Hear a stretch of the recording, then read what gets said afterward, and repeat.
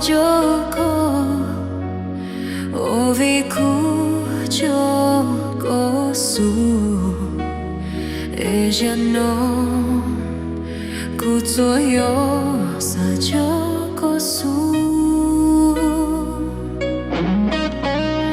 ku sapu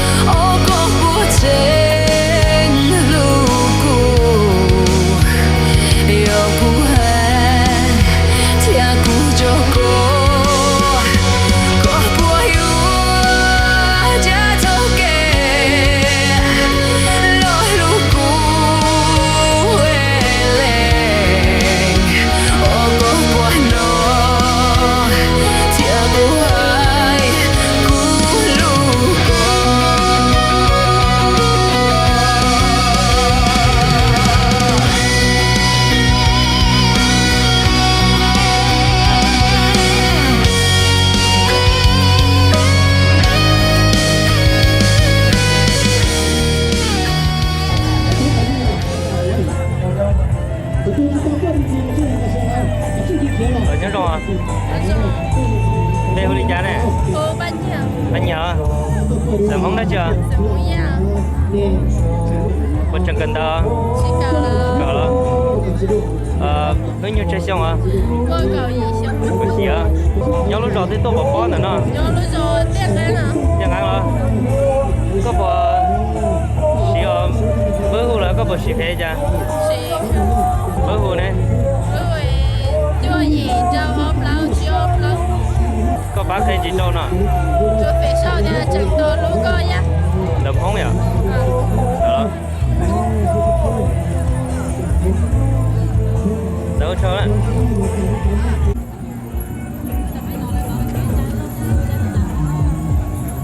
Nhớ rồi. Nhớ rồi. Đây huli chả này. Bê hồ con chảy nào. Sẵn không đã chưa? Sẵn không xong. Một chẳng cần đỡ là có đất chỉ sao? Chỉ cần tao là cho em bố mẹ là có hôn lực. Nhìn ta lo. Nhớ lúc rồi thì tôi bỏ bó để chập bó nó. Nhớ con sắp vàng nó nhớ con sắp vàng nó. Có bỏ xì thế là có bỏ xì bớt huli chả. Chỉ bớt sắp tóc á. Có bác thêm chiều nó. Tôi mới cho ý gì cho sắp lâu ý. Thế nè. Về đây chị xí à? Chị xí đó.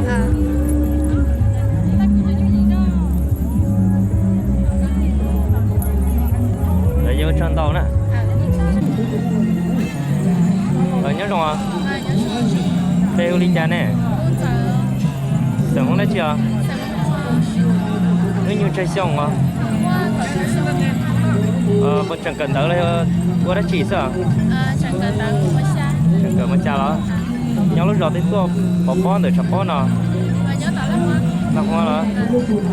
Có bỏ xì bớt tông hù là có bỏ xì phê đi cha. Chỉ cần. Có bác thêm mình chỉ đâu nó. Tôi phải sau thì anh có chẳng mua nó. Sau tầm bóng vậy? Hầm bớt hù nè. Mới rồi xa cho.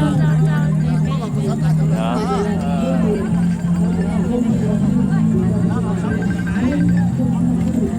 Để vô trên tàu nè. Nhớ rồi. Đây ly trà nè. Sẵn hóa chưa? Nó như chơi xong hả? Nàng gọc lâu rồi. Có vật chẳng cần đâu đây có hồ lưới đất chỉ sao? Nhỏ sao? Nhỏ rồi thấy tôi bỏ bón nữa nè. Lăng hoa hả? Có bờ xì phê là có bờ xì bớt huli trà. Có bờ cả bác thêm mình chỉ đâu nè.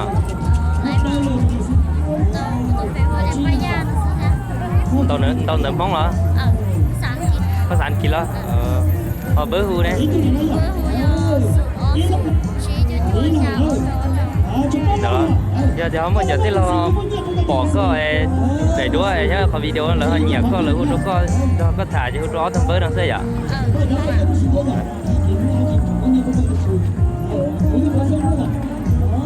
đấy giờ chân tàu nè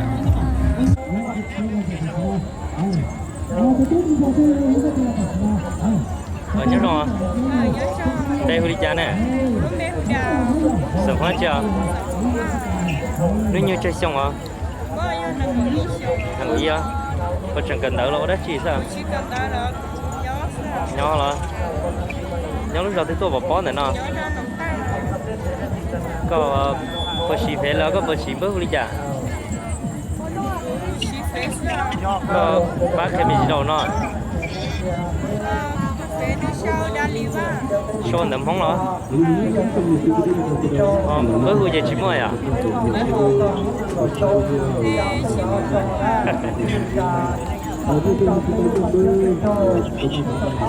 để vô trong tàu nè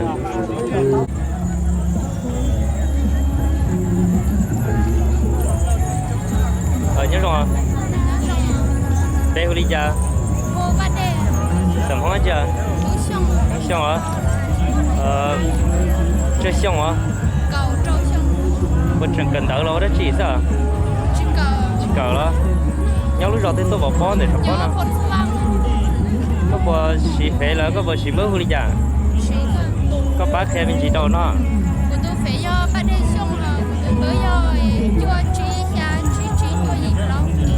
đó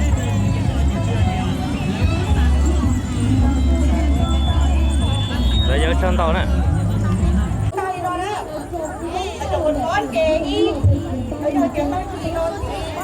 nhớ rồi con đi hơi cha nè sợ không đã chưa nhau lúc rồi thì tôi xí đơn để chập bó nào nhớ nó sao có chẳng cần đâu là có bao chỉ sao chỉ cờ đó có bộ chỉ phê là có bộ chỉ bớt tông huli cha có bác thêm mình chỉ đâu nữa của tôi phải có cá lia sau cá lia nó sẽ học từ bây giờ chua xa chua bé xa xa lắm cho đó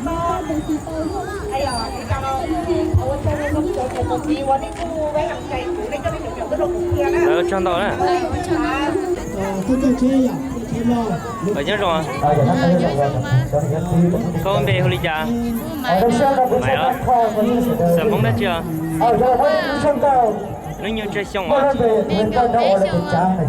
nhau lúc rồi thì tôi bỏ bón này nó sẵn nồng hết rồi có bật chẳng cần nữa có hậu lưỡi đã chỉ sao với chỉ cờ đó liệt té à có bỏ xì phê là có bỏ xì bớt hùa có bác thêm mình chỉ đâu nó lấy mà tôi sẽ sau này thì lúc qua chơi chua nè đâm hóng nhỉ giờ tôi chơi chơi gì sao cha chỉ bé bé chưa giờ cho hút trong các thứ tự tao à tao à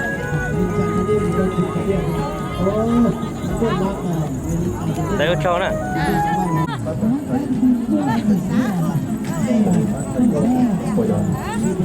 nhớ rồi đeo đi cha sẽ không đấy chưa sẽ không lâu rồi nếu như chơi xong rồi dạ bên chưa cần đỡ lâu đó chị sao chẳng cần đỡ cơ là chỉ nó cờ mò đấy chị lấy cờ mò đấy chị à cờ nhớ trong mua xa đó nhớ rồi thì tôi bỏ con này nè nhớ hậu xì phân sai đó có bờ xì phê lấy có bờ xì bớt huli cha xì cơ xì bớt có bác thêm mình chỉ đầu nó sườn chua plau chua tàu chua xa bé nè chi lo sau một sáng kia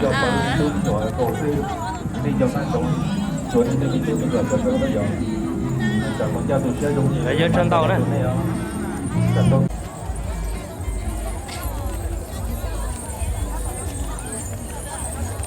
nhớ rồi đây huli cha sợ món đấy chưa có chật cần tao cờ mò đấy chưa học lâu rồi có bờ xì phê là có bờ xì bớt huli cha có bác thêm mình chỉ trâu nó với sụt cho ở bé ở y lâu sụt chả. Đó.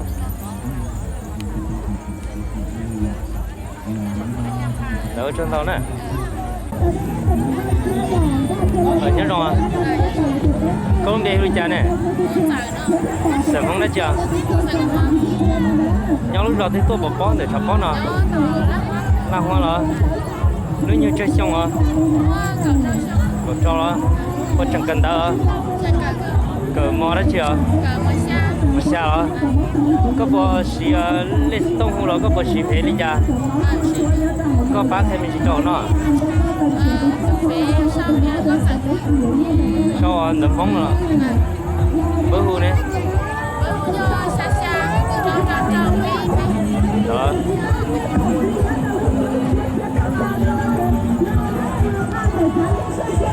Đâu trong đó nè. Cha nè. Nấm phóng đã chưa? Nếu như chơi xong à? Có nhớ lúc đó thì tôi bỏ bón nữa nó. Không hay đó. Có bật chẳng cần đỡ là có đất chỉ sao? Cờ đó. Có bật xí bữa hù là có bật xí phê ra. Có bác khơi như trâu nè.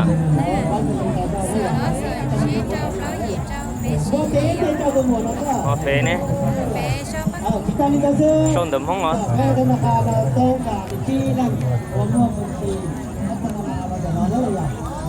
Đỡ trâu nè.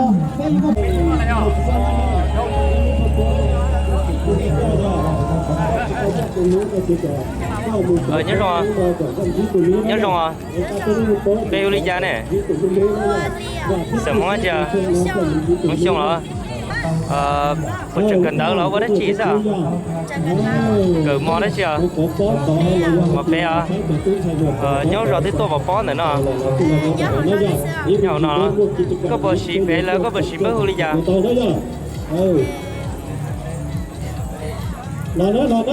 Có bò xì bé là bớt ly cha. Có bác hay mình chỉ trâu nó.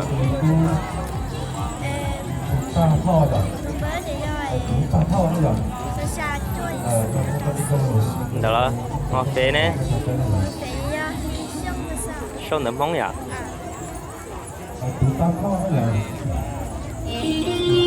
Đỡ cho nè.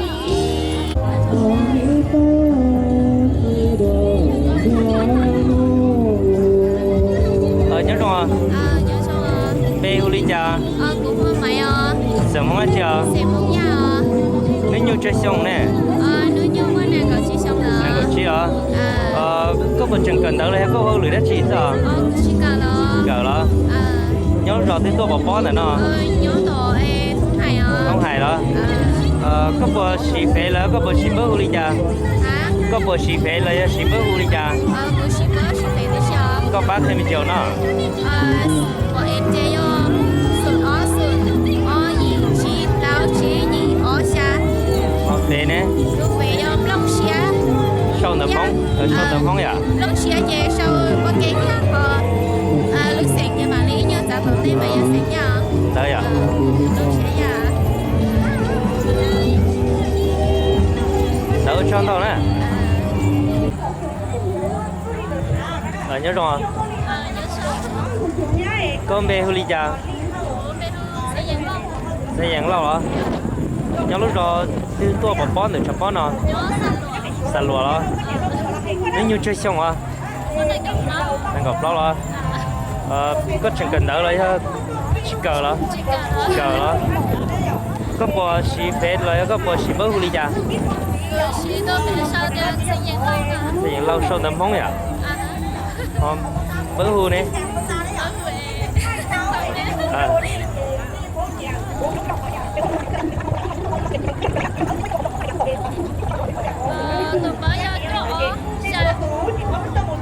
Chú ó xa gì đó? Chú ó xa ý chí đó? Ó trời à?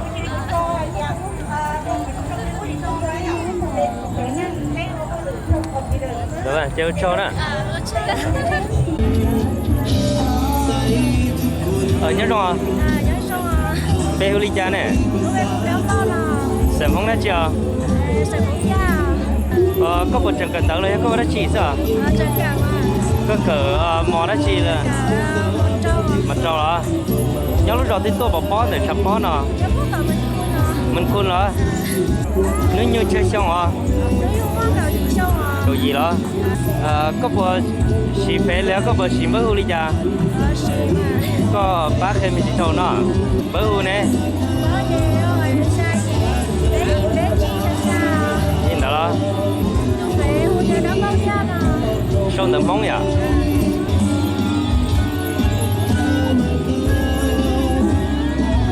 đại giờ chân tàu nè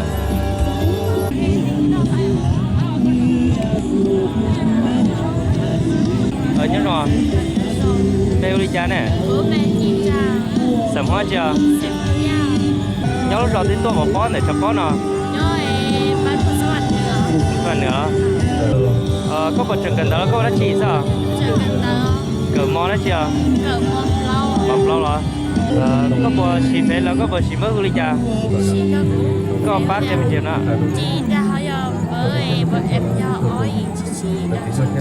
đó là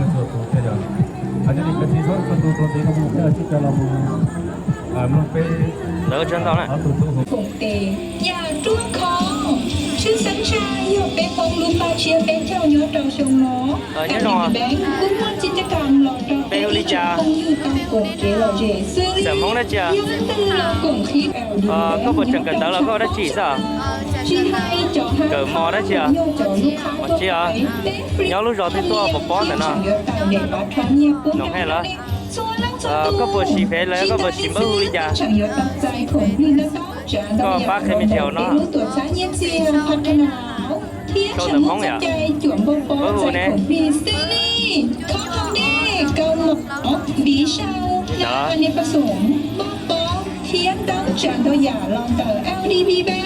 đấy giờ chân tao này nhớ ông ba nhở phải phần chân đó là nhớ rồi bê hư đi cha ở đây ông này nhở sầm hoa chưa phải con sông sông nhớ rồi thì tôi xin nữa nó tôi tên gì tên gì phải tôi thấy tôi có thế nhở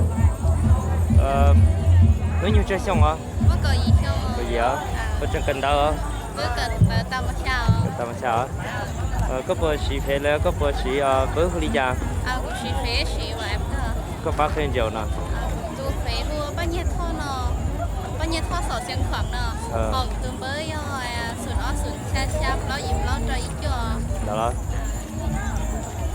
tôi nói tôi một cái ông ba nhở rồi nhau nó đi ra một cái sông con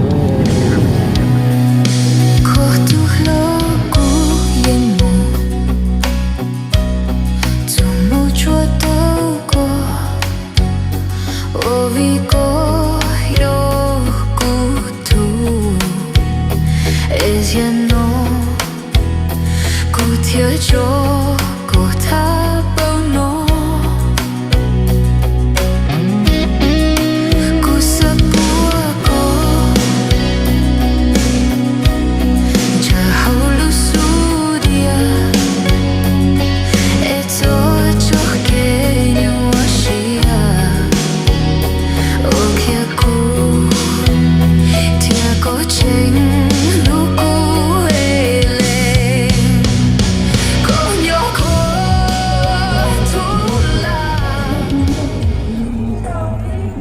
là nhớ rồi bêu ly trà phê không ba của sửa không đất chưa sẽ không ba không à cứ như chơi xong này tổ trao sao còn đâu á còn chẳng cần đâu chỉ cần cờ mò đấy chưa mọc lắm mọc lo nhớ rồi thì tôi bảo bón nữa nó nhớ thì không ăn được không ngàn rồi có bộ xì phê là có bộ xì bớt ly trà chỉ không có bác thêm chiều nó vào tàu lấy cơ tôi phê để sau ba hoa nói sau tầm mốc trong này không hiểu tôi mới để cho ý cho ốp lo xuống cho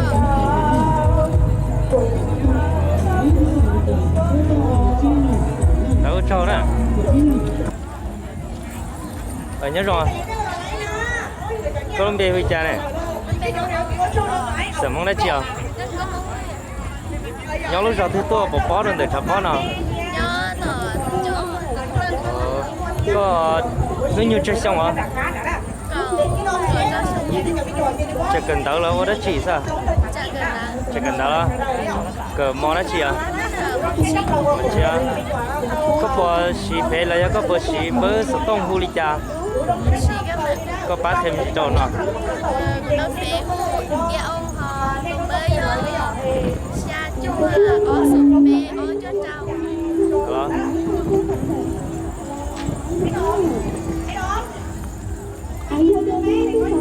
đã chơi chân tàu này nhớ rồi có vấn đề gì chả sắm hoa chả sắm hoa nhớ lúc rồi thì tôi bảo bón để cho bón nào làm nữa có tí cờ tia lấy cho cần đó cờ đó có bộ xì phê lấy có bộ xì bơ hù đi chả có tất cả bác khi mình chỉ đâu nè để xong đợt món呀xong đợt món呀họ bơ hù này bơ hù đó nhà tao mất tụi lúa à nhà chợ tí lâu nhỏ xấu lỡ bỏ lỡ sao là nó có thả theo tao thấy à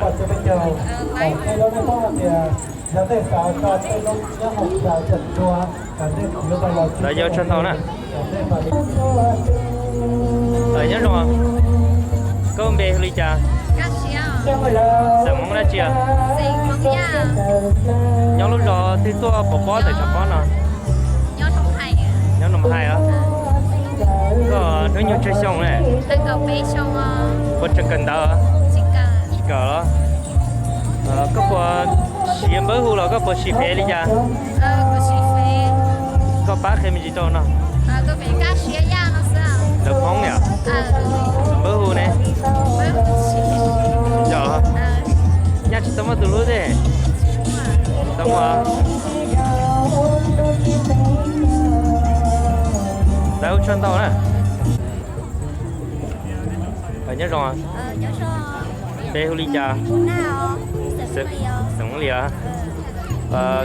nó nhiều chơi xong à có sao có bộ chân cần đâu đấy có đã chỉ sao cờ mò đã chỉ à chỉ à có bộ xí phê là có bộ mua bơ hù ly trà có bác thêm gì đâu nè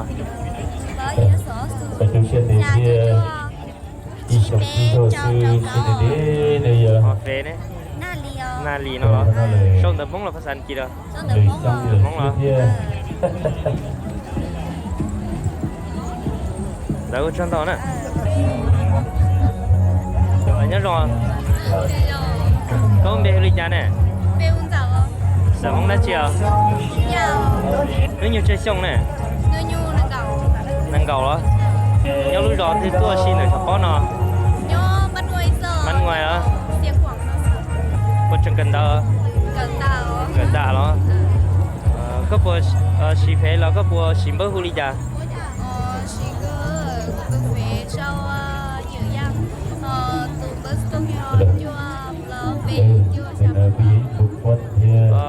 có từ phê xong nấm rồi à có sẵn kì đó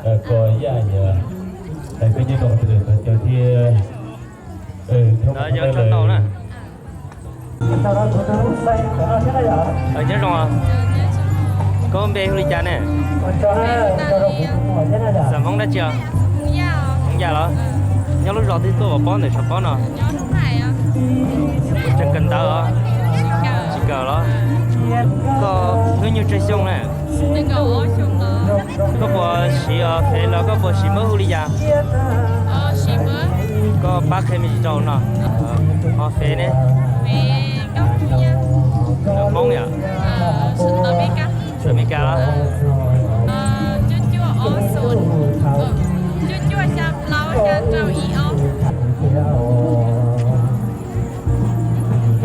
đó chân tàu nè nhớ rồi bê hù ly trà nè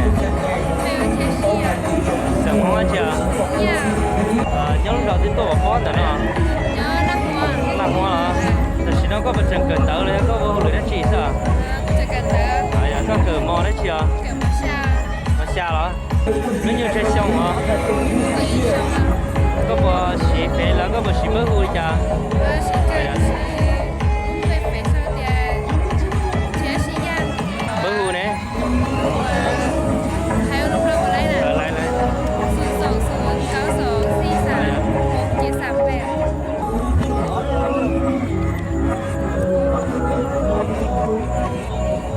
2 à đỡ chân tàu nè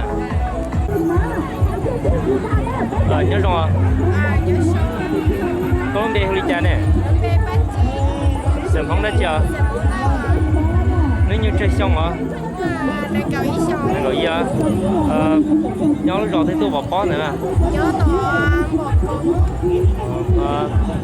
có bộ ở trên xí thế là có bộ xí mới huli cha tụi mới số nó số chi ra kia tụi phê nè tụi phê bát chi bắt chi à sau nửa phóng à dạ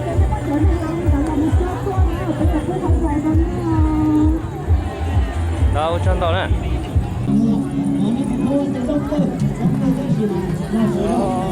nhớ rồi bê huli cha lên chia sớm không đã chưa số xong nếu như chơi xong hả qua còn ra xong còn rau đó nhớ lúc rồi thì tôi bỏ bó nữa chập bó nào nhớ tiếng Anh hả một trăm cân đó chỉ cần chỉ cỡ đó có bộ xí lết tông hú là có bộ xí phê đi cha chỉ cần có bác em chỉ trâu nào của tôi phê sau đó đó sau thì association tụi mới sẽ tăng cho xa trao sự lâu bé chỉ lâu nhà giờ hú trông có những hú tàu số xí hơi à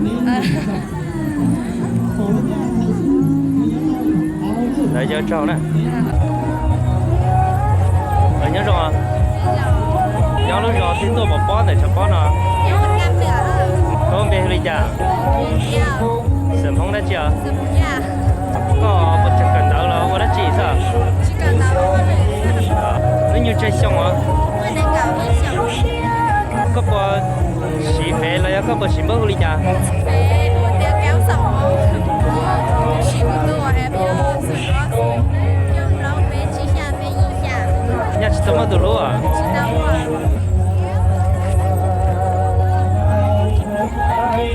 đâu chân tàu nè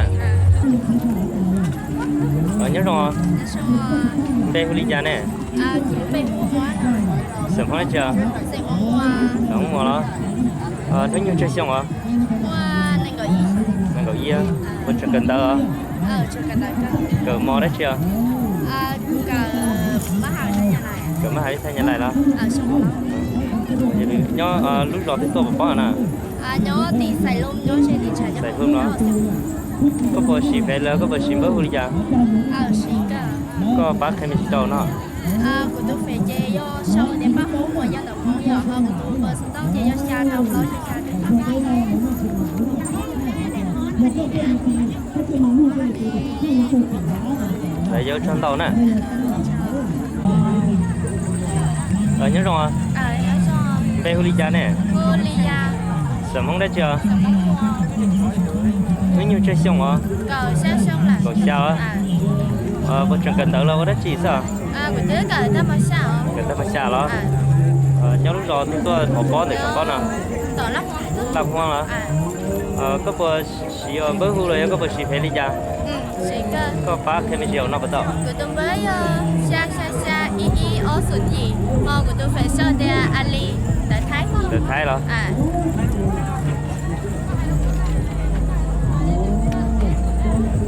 để vô chân tàu nè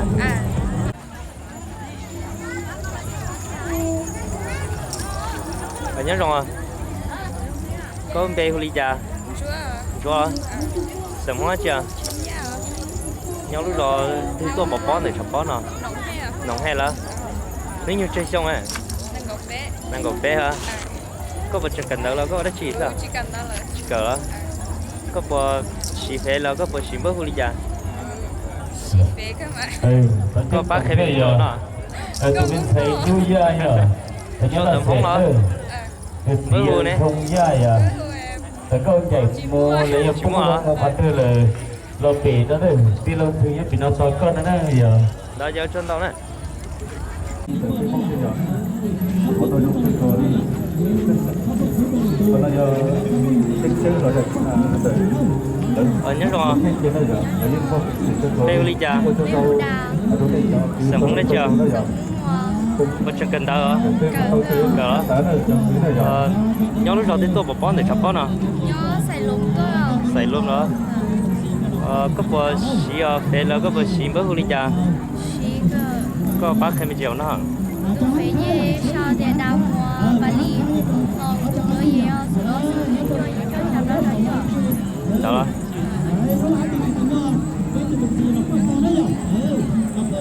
đấy giờ trò nè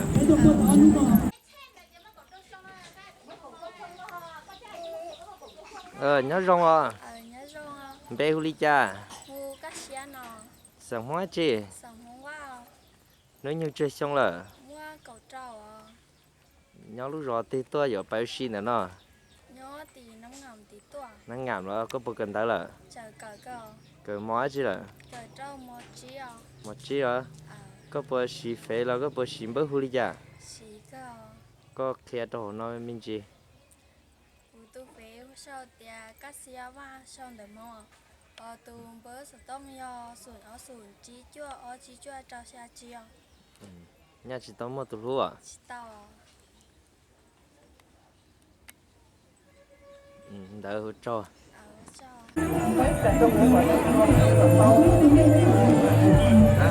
nhớ rồi à bêu ly trà sớm không đấy chưa không già là nếu như chơi xong này có chẳng cần đâu chỉ cờ đó nhau lúc rồi thì tôi bỏ bón nữa nó nhau sờ vào đó có bộ xí lết tông hồ là có bộ xí phê đi ra có bác thêm chiều nó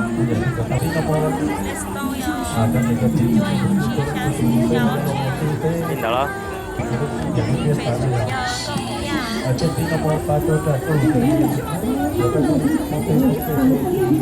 để chơi con tàu nè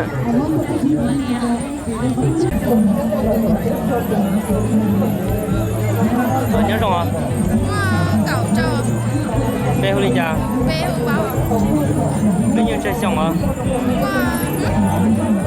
sẵn đó chưa sẵn lâu á nếu như chơi xong hả cậu trâu đó có một chẳng cần đâu chỉ cờ đó nhóm lúc đầu tiên tôi bỏ món nữa nó nhớ phải sao ăn cơ không sao ăn hả có bộ xí phê là có bộ xí mới ly trà có bác thêm chỉ đâu nó thế chẳng phê thêm bữa có bộ xí à phê rồi thay món lâu bữa chỉ rồi chỉ xa sự cha chỉ bị áp dụng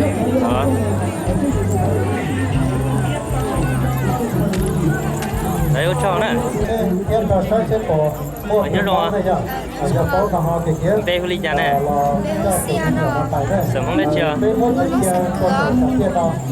nếu như chơi xong hả chẳng gọi xong đó bất chẳng cần tao hả cờ đó nhớ lúc đó thì tôi bỏ bón để chọc bón à có bộ xí phê là có bộ xí bớt ly trà xong tầm không hả bớt hư nè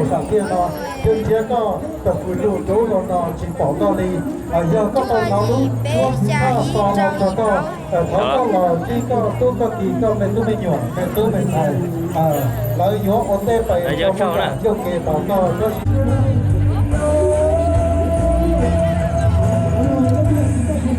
nhớ rồi bê ly trà nè sớm không đấy chưa không vào nếu như chơi xong hả có chẳng cần đỡ đâu đó chỉ sao nhớ lúc đầu thì tôi bỏ bón nữa nó có bộ xí bữa hù là có bộ xí phê ly trà có bác hay mấy đồ nó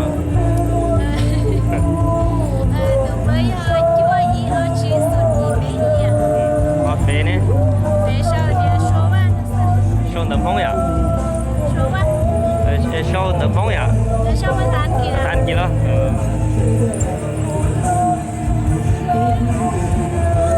Ở trong nè. Nhớ rồi. Nhớ số. Bê ly cha nè. Bê hú bắt chạy Sợ mong đấy chưa? Sợ hiểu à. Không gà là. Nếu như chơi xong à? Muốn cầu gì xong à? Cầu gì á? Nhớ lúc rồi thì tôi bỏ để chập bỏ nó. Bên nhau mưa hú à. Mình phục cụ là. Có một trận cần đỡ là có qua hồ lưới đã chỉ sao? Cờ đã mà xa lại. Cờ ta mà sao á? Có bộ xí phê là có bộ xí mới hồ ly cha. Xí phê giá xí bơ. Có bác thêm mình chỉ trâu nó. Từ phê giá sâu giá bắt chạy ba nó. Bớ hồ nè. Từ bây giờ chưa gì lâu xa phê xa trâu. Đó. Giờ họ mới chọn tí là họ bỏ có xã hội là nó có thả dây hú đó từ bới từ phê nó những tàu vậy.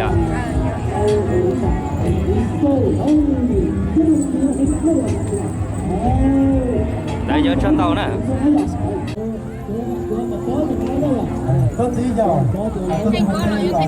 Cái video. Nhớ rồi. Con bê huli cha nè. Sợ mong đã chưa? Nhớ lúc rồi thì tôi bỏ để cho bó nó.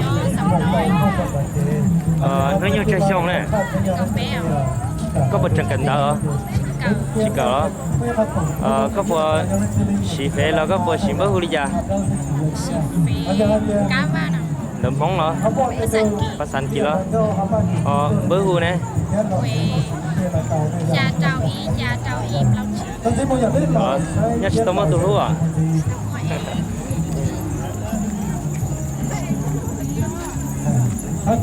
Đã giờ trong tàu nè.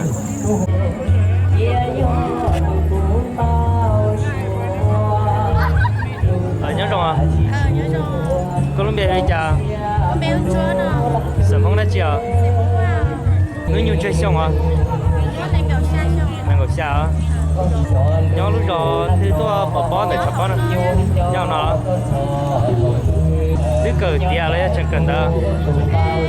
Cậu tàu. Có bộ mua phê lấy có bộ xí mới tông hồ lý cha. Có bác khi mình chỉ trâu nó. Bớ hồ nè. Bớ hồ nè. Chua chỉ trâu chua bé. Đó. Tôi bé có mong luôn à. Sau nở bóng là có sẵn kì đó. Sau nở bóng ra. Nở bóng là. Nhà chỉ tông vào tụi lúa à? Chỉ đó. Đã giờ chân tàu nè.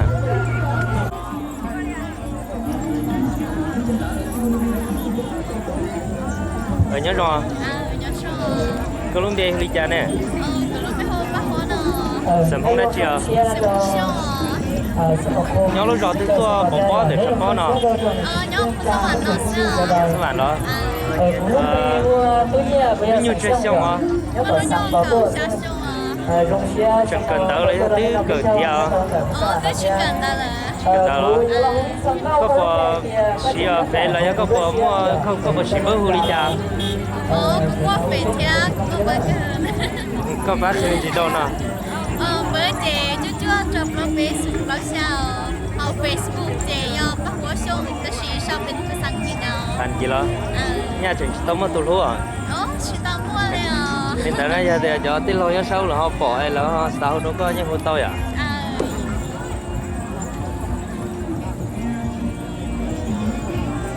Rồi giờ chân tàu nè.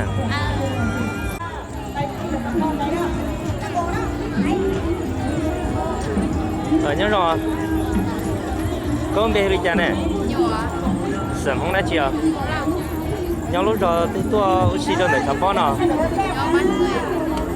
Có bộ xí phê lấy có bộ xí mới hù lý cha. Có bác thêm gì đâu nè. Sau nở bóng vậy. Còn bớ hù này. Mua bớ hù à?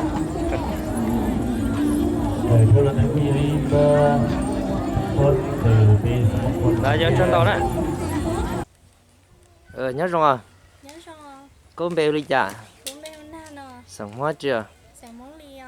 Có nếu như chơi xong này. Mua cầu gì xong à? Có thật sự có chẳng cần đó có đã chỉ sao? Cô chẳng cần đó. Cái món đã chỉ là. Cầu mua sao? Sao á? Nhớ lúc rồi chưa? Nhớ sa lao. Sala đó. À, Có bữa xí phê là do có bữa xí bữa hú đi chả. cụ tôi phải sau đến na sao? Nào được món rồi. À, Bữa hú nè. mới về cho ở sườn chi bé đó chị ở.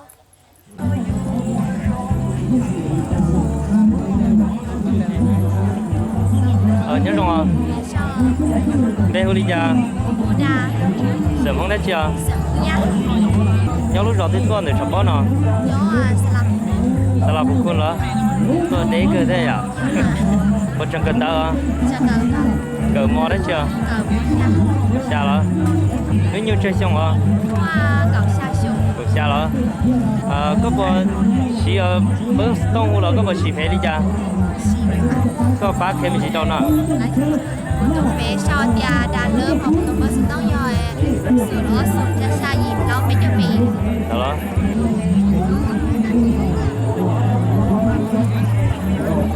Để nhớ chân tàu nè.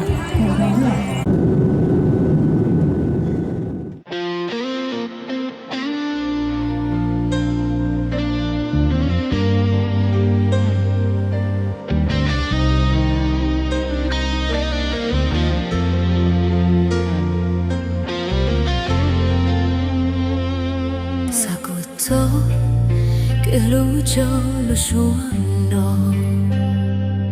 wa yo tao ho lu xia wa lu tia tu kia ko bao ku nya nu cho tia sa trong cho ko ile su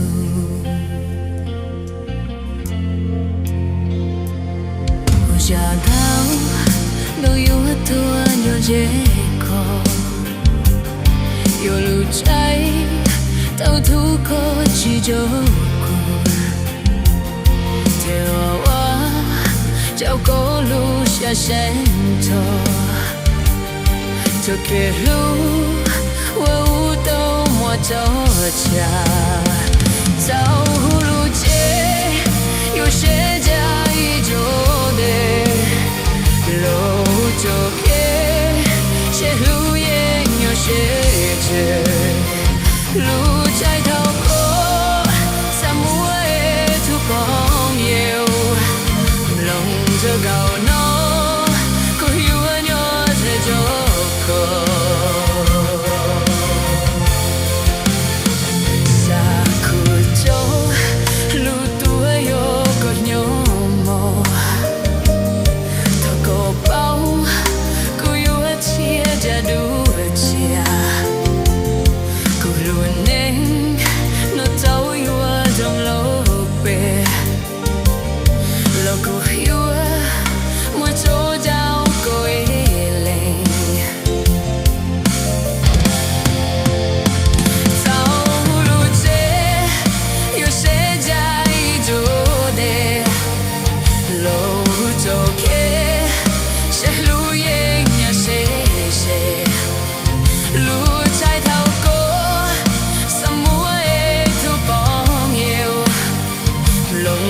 cầu nó cứ yêu nhau sẽ cho có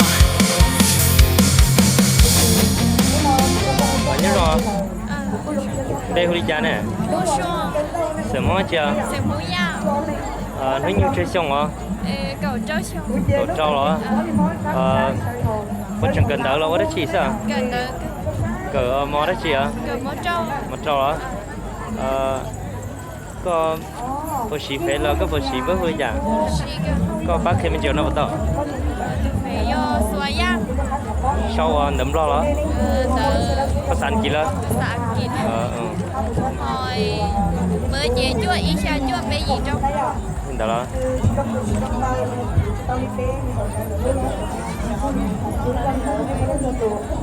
Đó chân tàu nè.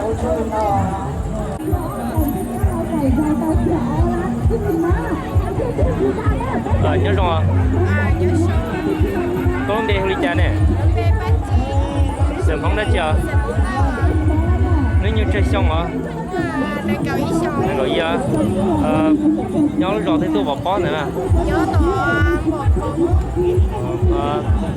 có bộ ở trên xí ở phải là có bộ xí ở mới huli cha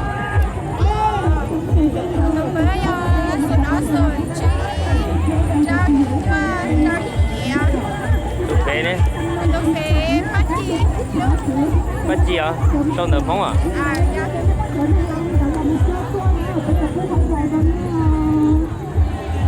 đâu trong đó nè nhớ rồi à bê ly cha nè giờ mong đấy chưa nó như chơi xong à có một trận cần tới lên có đấy chỉ sao cỡ mò đấy chưa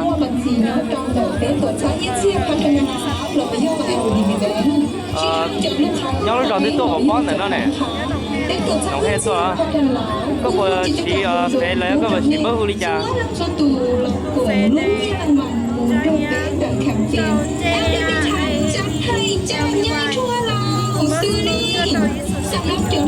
nhìn đó nên sẽ kèm thể như là đợt tế lộ FL thì mới thả Zili chín trong dòng dê mũ gồm đấy giờ chân tao nè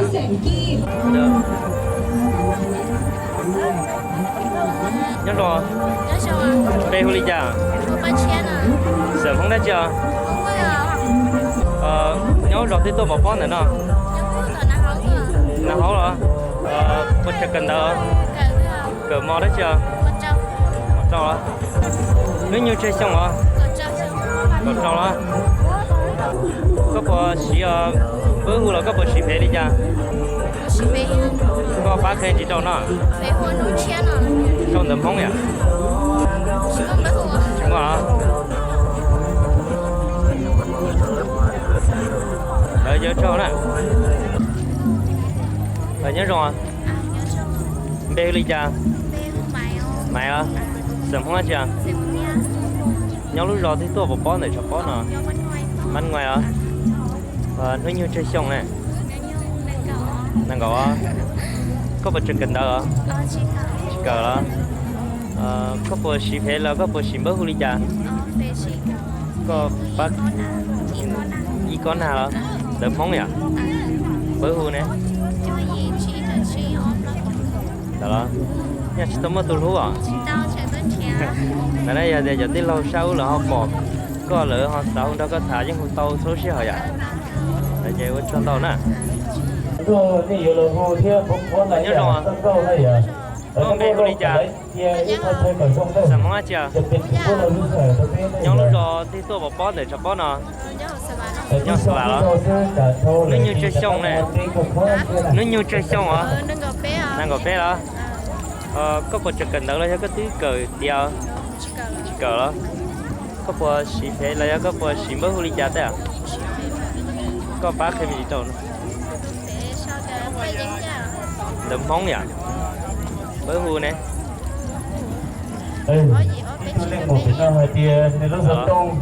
nhà chúng ta mới tụt lúa à đó cho nè nhớ rồi đây huli cha nè sớm không đấy chưa nhớ lúc rồi thì tôi bỏ bón để chọc bón à là xua có một trận cần đó cỡ đó cỡ mò chưa cỡ mò đấy chưa mà chưa có bộ xí phê là có bộ xí mới à tung bên phê đấm không nhỉ có bác kêu chiều nữa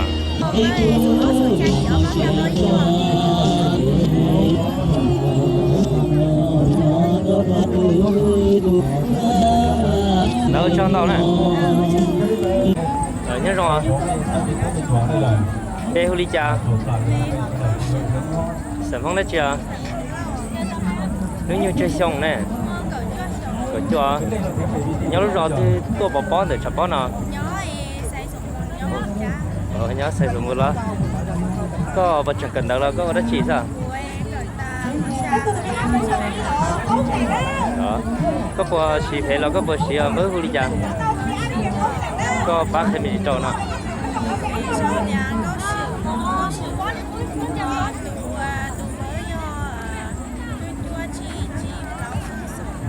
đó.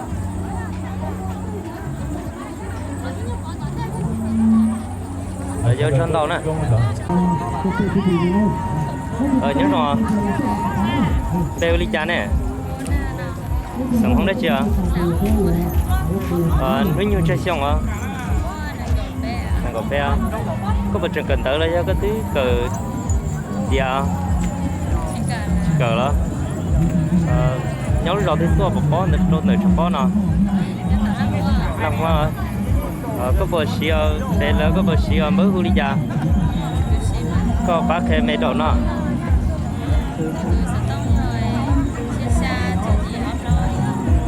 Học thế nè. Các bạn làm không vậy?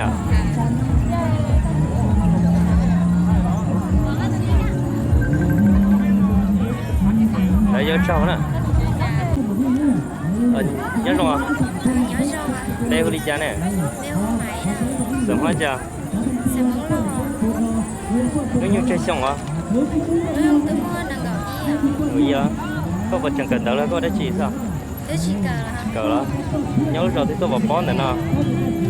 Nhớ hồi sáng của nó. Sáng của đó. Có vật chỉ đây là có vật chỉ mới huli già. Máy lâu đó. Mới hu nè. Có sụt bé trâu y đó.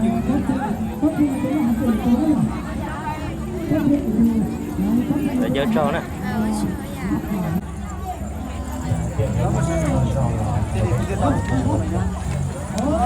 Nhớ rồi. Đây huli già nè. Xem hóa chưa? Không vào đó. Nếu như chơi xong hả? Nhớ lúc đầu thì tôi bỏ bón để chọc bón nè. Lắc khai rồi. Có bữa xì phê chứ rồi có bữa xì mới huli già. Có bác khe mấy chiều nè. Đối chí ba sâu ơn đập móng vậy. Mới hù nè. Đó.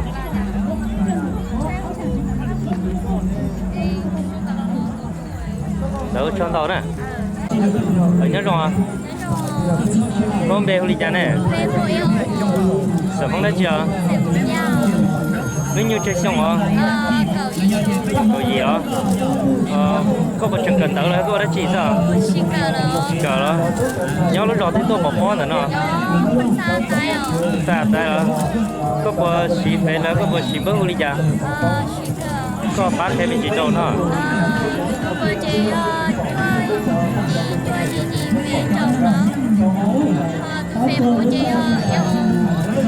Trong tầm móng là có sẵn gì đó. Tầm móng là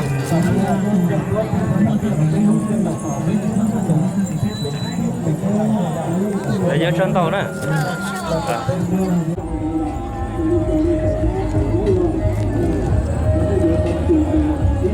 Nhớ rồi. Đây huli già nè. Xem không đã chưa? Không vào đó.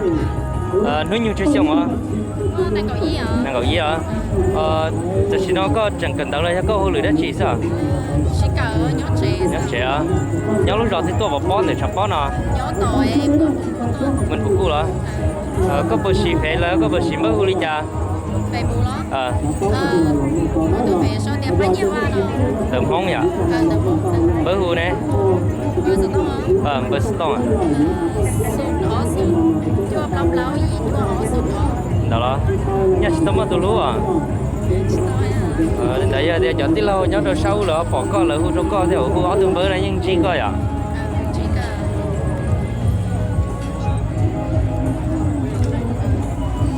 Đấy giờ cho nè. Nhớ rồi. Có bé huli già nè. Sợ món đó chưa? Nhớ lúc rồi thì tôi bỏ bón để chọc bón nào. Salad.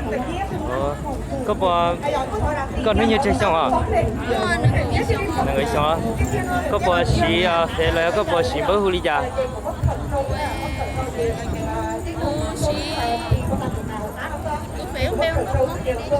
Đó. Đây giờ cho. Nhớ rồi. Đây uli cha nè. Bên chua. Sống hóa chưa? Sầm nha. Nếu như chơi xong à? Thời xong. Một trận cần đỡ lâu đó chỉ sao? Chỉ cần là Chỉ cờ đó. Nhớ lúc đầu tới tua bỏ bón nữa nó. nhớ nồng hết. Nóng hết đó. Có bộ xì phê lấy có bộ xì mới uli cha. Chỉ cần. Có bác thêm nhiều nó vào to. Tôi phải hút nhầm lúc nào. Bớt tao nhau. Có gì chỉ xa bên chỗ lắm. Đó đó.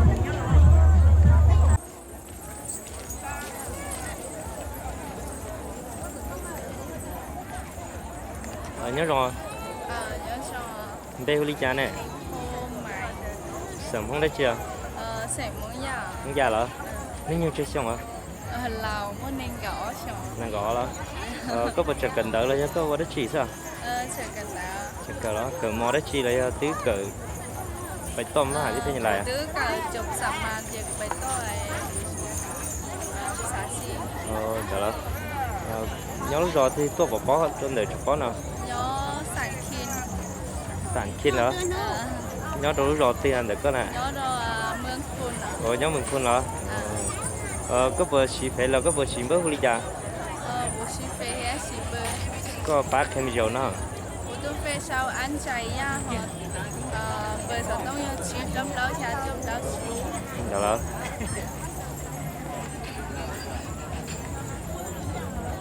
Để nhớ trong đầu nè.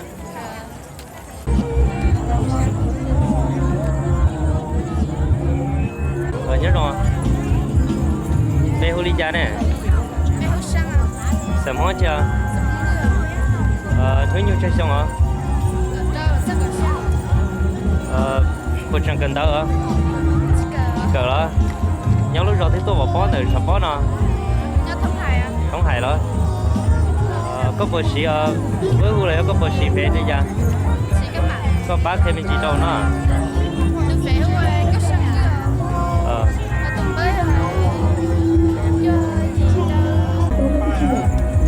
Nhớ rồi. Đây hú đi cha. Sẵn đó chưa? Nhớ lúc rồi thì tôi bỏ bó này sắp bó nào. Ăn thầy hả? Một trận cần đỡ hả? Cờ mò đó chưa? Mà sao? Nếu như chơi xong hả? Cậu gì hả? Có bộ xì phê là có bộ xì bớt hú đi cha. Phê nè. Đó đó. Bớt hú đi cha.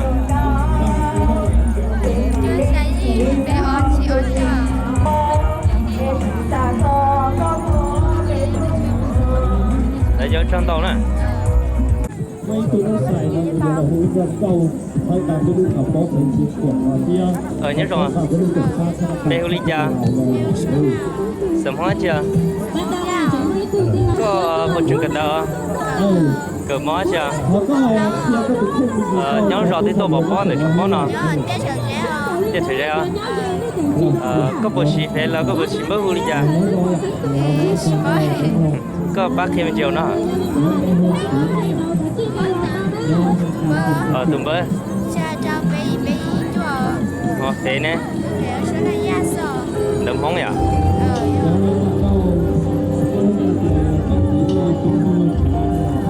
Đỡ cho nè. Không bê hú đi cha nè. Bé xưa. Sớm phóng đã chưa? Nếu như chơi xong hả? Có một trận cần đỡ là có đã chỉ sao? Có. Có bộ xì phê là có bộ xì bớt hú đi cha. Có bác thêm gì đâu nữa. Xong tầm mong à? Bớt hú này.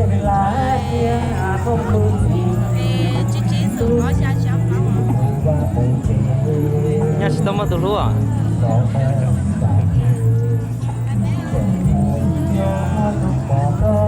Đâu trong đó nè.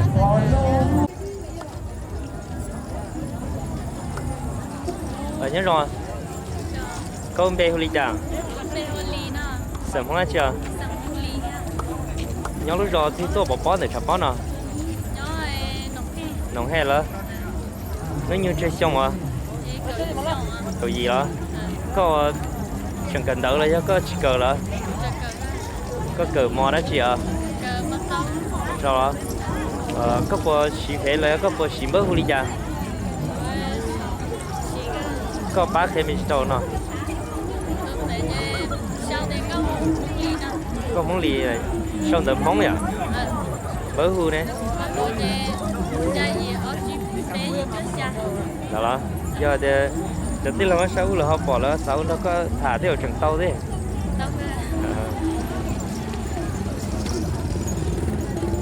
Đâu chân tàu nè.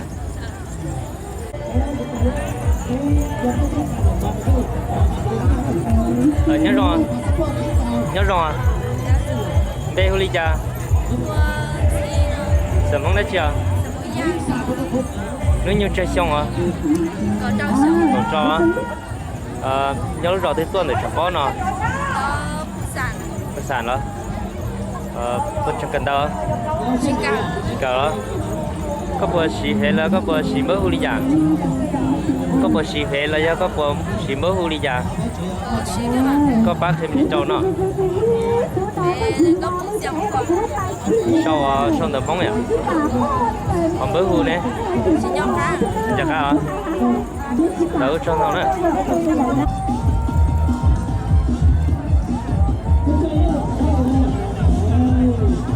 Nhớ rồi.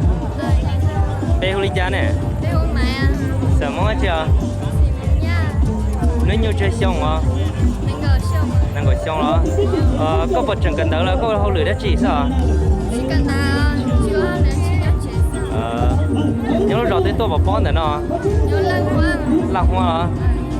Có bộ xí phê là có bộ xí bơ hù lý cha. Xí phê mà. Có bác thêm gì trâu nó. Lấy mà.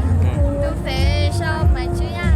Đó. Xí sao thì phát sản kì. Phát sản kì chứ. Bơ hù nè. Bơ hù. Chúng con bơ hù. Chúng con hả?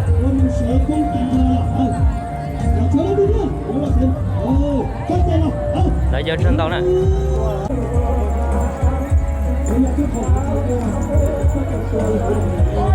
Nhớ rồi không? Đây huli cha nè. Rồi hả? Sớm không đấy chưa? Món cửa. Một trận cần đỡ nè. Cỡ. Nếu như chơi xong á. Nên gọi xong á. Nhớ lúc đó từ tôi bỏ bó để chập bó nó. Nhau lúc đó thì tôi bỏ bó để chập bó nó. Nhau nó. Có bộ xí bơ hù là có bộ xí phê đi cha. Có bác thêm mình chiều nó. Bơ hù chê. Xa gì ó, chí sự ó yên bé ó. Bé nè. Bé có chút cử sao? Sao đợt phóng là phát xà? Đợt phóng là.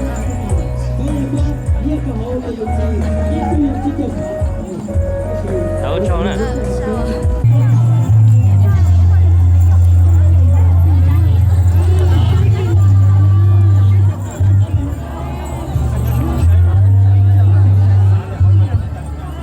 Cái bé sử dụng chưa?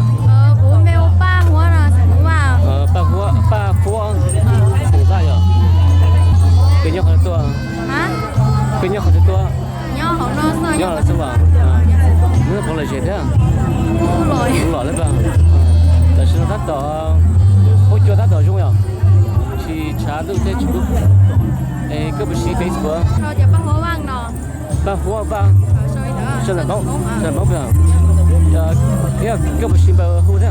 Cái bức cảm cho thế? Lấy mà. Phải không nhớ chưa? Sùn ó sùn chua bé chí chua sùn trâu. Kêu cho đâu đó.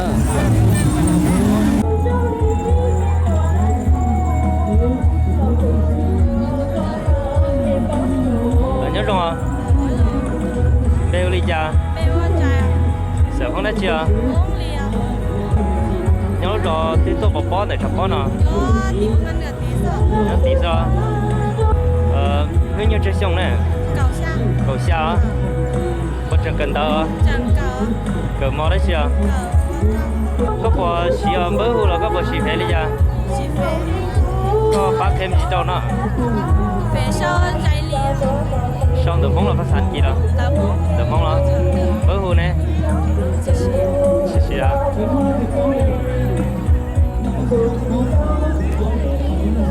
Đỡ cho nè.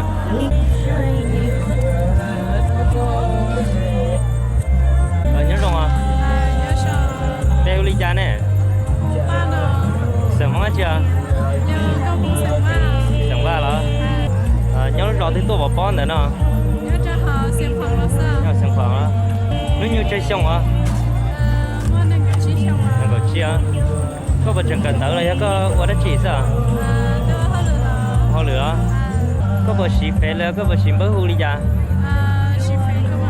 có bác hơn gì đâu nữa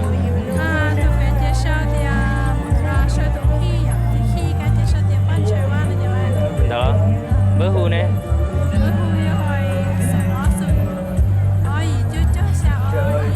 đó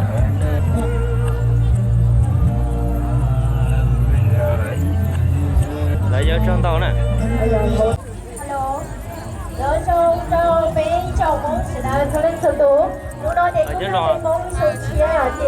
đây hơi già sẵn phong lá chưa nhớ lúc rồi thì tôi bỏ bón nữa nó phải đi cho nếu như chơi xong hả cho có vật chẳng cần đỡ được mò đó chưa có vật xì phê là cho bữa đi cha có bác hay mình chỉ đồ nó bữa hù này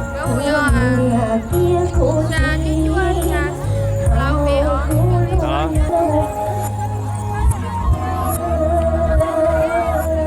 đâu cho nó nè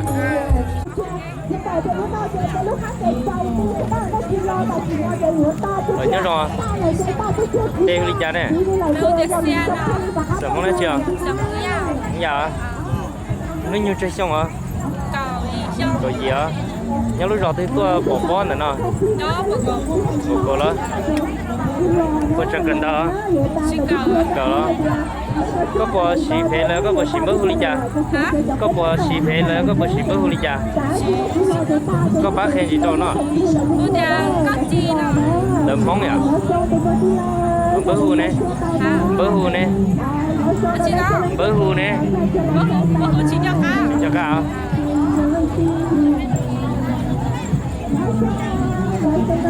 đâu cho nè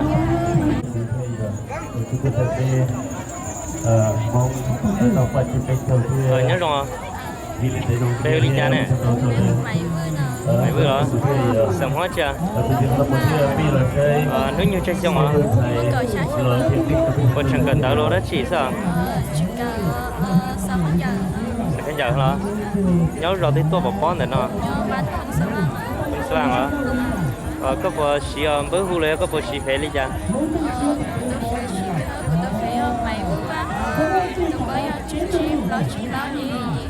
đó đó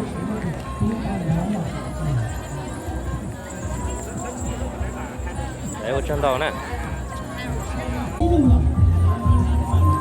nhớ rồi đây ly cha nè sẵn hóa chưa sẵn hóa rồi nếu như chơi xong hả năng gọi xong đó có vật chẳng cần đỡ là có vật chỉ sao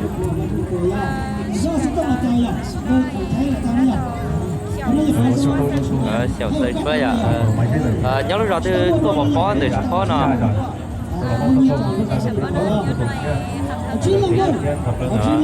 có bộ xì bữa hu rồi có bộ xì phê đi cha có bác hay mình đâu nó sauวันđược mong vậy bữa hu nè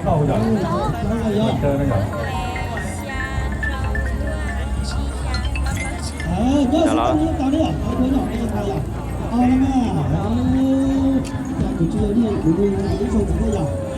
đây ở trên tàu nè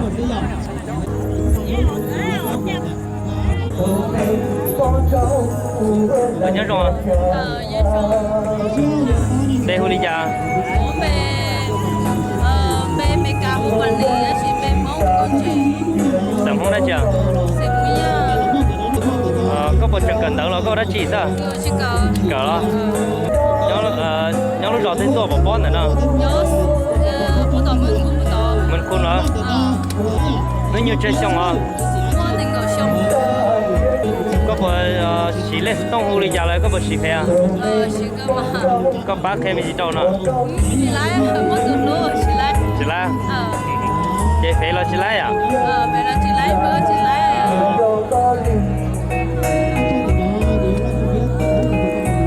là do cho nè ở nhớ trong à nhớ sao đây huli cha lúc mẹ không phải đi nào sợ không đấy chưa sợ muốn trả nhớ lúc đó thì tôi bỏ bon hỗ trợ bon à nhớ học sinh học nó xem khoảng đó nếu như chơi xong nè của mua cầu đâu xong của xe chung nào có bỏ chân cần đỡ là có đã chỉ sao cái trái cờ mò đã chưa trong đó còn 100 à mà cho đó có bỏ chỉ để lại có bỏ chỉ mới huli cha của tôi phải uống bác sĩ trắng nào sau đập bóng là phát sản gì đó sao đập bóng à đập bóng là của tôi mới hút thì chạp lót tôi nó giỏi sao